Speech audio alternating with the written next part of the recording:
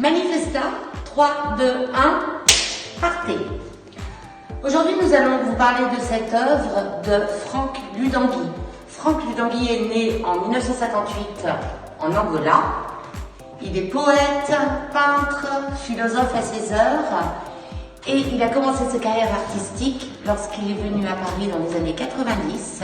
Il a rencontré sa future épouse, elle-même artiste, et à partir de 1993, il attaque sa carrière artistique. Il faut savoir qu'il a été un ancien footballeur, mais il a arrêté sa carrière pour des raisons de santé. La figure principale, fictive, imaginaire, irréelle, quasi totémique, se présente à nous comme une sculpture verticale, une sorte de génie qui relie le ciel et la terre. Union de l'homme avec la nature. Sachez que Franck Lutangui aime particulièrement spiritualité, homme et nature. Ce personnage nous interpelle, nous questionne. Il semble posséder des vertus magiques. Et comme vous pouvez le voir, tous ses yeux nous interpellent également. Combien en comptez-vous? 10? Non. Ici, nous en avons 2 autres. 12? Il en manque encore. Les vôtres, 14.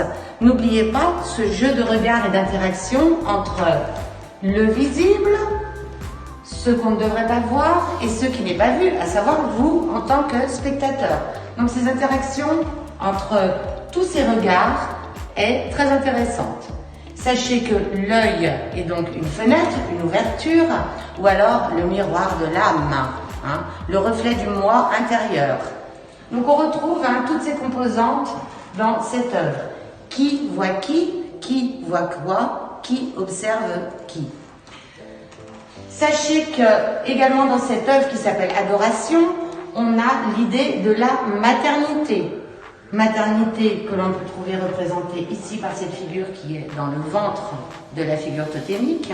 Mais sachez également chez les Égyptiens, par exemple, que l'œil est un signe de fécondité. Fécondité, maternité, que l'on retrouve dans l'arbre de vie, où on a également cette notion de fécondité par rapport à la nature. Et on retrouve notre idée de jardin originel que nous avions abordé en introduction.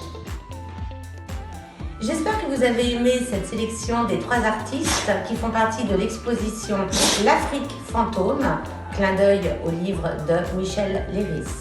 Toutes les œuvres présentées dans cette exposition, dans les locaux de Manifesta, viennent de la galerie Anne de Villepoix, à Paris. À très bientôt, c'était Gaëlle chez Manifesta.